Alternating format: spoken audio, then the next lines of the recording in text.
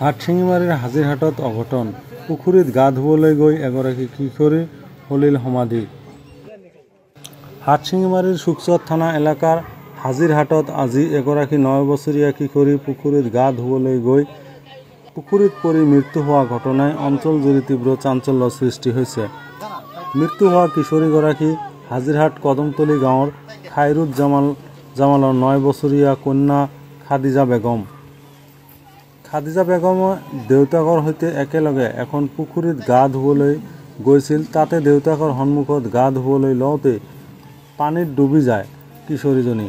লগে লগে সাঁতুৰিব নজনা দেউতাকে সন্তানক বচাবলৈ চিঞৰ বাখৰ কৰাত লগে লগে স্থানীয় ৰাইজ ঘটনাস্থলীত উপস্থিত হৈ কিশোৰীজনীক পুখুৰীৰ পৰা মৃত্যু অৱস্থাত উদ্ধাৰ কৰে। পিছে স্থানীয় ৰাইজে আৰক্ষীক খবৰ দিয়াত শুকচৰ আৰক্ষী ঘটনাস্থলীত উপস্থিত হৈ মৃতদেহ উদ্ধাৰ কৰি থানালৈ নি অহাকালি মৰণোত্তৰ পৰীক্ষাৰ বাবে ধুবুৰীলৈ প্ৰেৰণ কৰিব বুলি জানিব পৰা গৈছে। আৰু এই ঘটনাক কেন্দ্ৰ কৰি অঞ্চলজুৰি শোকৰ ছাপ পৰা পৰিলক্ষিত হৈছে।